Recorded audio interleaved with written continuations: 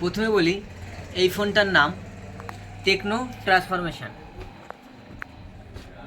4G তো অনেকেই অনেক সময় ব্যবহার করেছে, 5G ফোন ইউজ করার সবার ইচ্ছা হয়।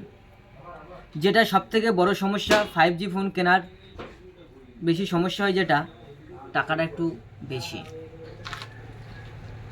সেই ফোনের মধ্যে সনির ক্যামেরা আর তার সাথে ডিজাইনের ভালো পারফরমেন্স ভালো, তাহলে ব্যাপারটা বেশ আকর্ষক মনে হয়।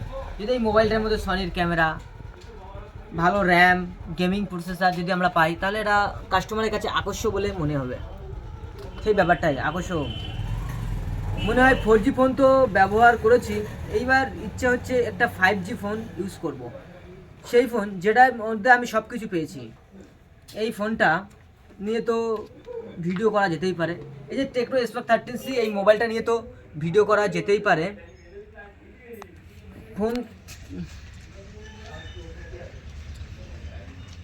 কারণ অনেকেই মারামারি করার সময় ফোনটা পড়ে যেতে পারে, বিভিন্ন সমস্যা হতে পারে।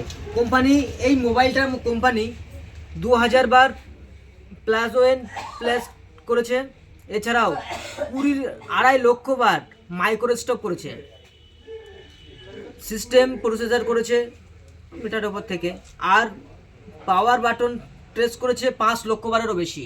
এই মোবাইলে যেটা পাওয়ার বাটন আছে বা ফিঙ্গারপ্রিন্ট আছে, সেটা ট্রেস করেছে 5 লক্ষেরও বেশি।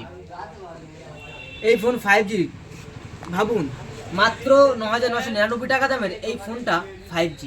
এই ফোনের মধ্যে কি কি ফিচার্স আছে? এই ফোন 5G, এর দাম মাত্র 9,999 টাকা। 10খানা 5G ব্র্যান্ড আছে, এই কারণেই ভালো প্রসেসর আছে। সম্পর্কে বিস্তারিত আলোচনা করা হবে। এই টেকনো স্পার্ক 13C বা ট্রান্সফরমেশন, এই মোবাইলটা সম্পর্কে ভালোভাবে আলোচনা করা হবে। প্রথমে বলি এই ফোনটার নাম টেকনো ট্রান্সফরমেশন, না, এই ফোনটার নাম তো টেকনো স্পার্ক 13C। প্রথমে বলি এই ফোনটা দেখতে কিন্তু চমৎকার। সাইডের মধ্যে গোল্ডেন ট্রান্সফরমেশন আছে, ফোনের ব্যাকসাইডে আছে গোল্ডেন ট্রান্সফরমেশন আছে। উল্টো দিকে আছে, প্রথমে ডান দিকে পাওয়ার বাটন আছে, ডান দিকে আছে পাওয়ার বাটন, তার উপরে আছে ভলিউম, তার উল্টো দিকে আছে সিম খোলার ট্রে, দুটো সিম আর একটা SD কার্ড থাকবে। তাছাড়াও 3.5mm হেডফোন আছে, নিচে আছে 3.5mm এর headphone jackpot, USB type C data cable, SD battery 5000 battery, 18 ওয়াটের ফাস্ট চার্জিং। এই ব্যাটারিটা বেশি ব্যাকআপ দেবে, তার কারণ এই ফোনের প্রসেসর আর টাচটা খুব সুন্দর। মিডিয়াটেক ডায়মেনসিটি 6300 প্রসেসর, র্যাম 4+4 অর্থাৎ 4GB RAM, 4GB external RAM, আর স্টোরেজ 128GB স্টোরেজ।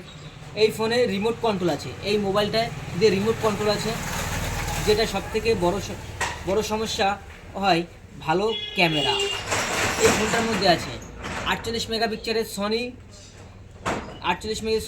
IMX582 বহু পরীক্ষিত সেন্সর হবে। এইভাবে বললে আস্তে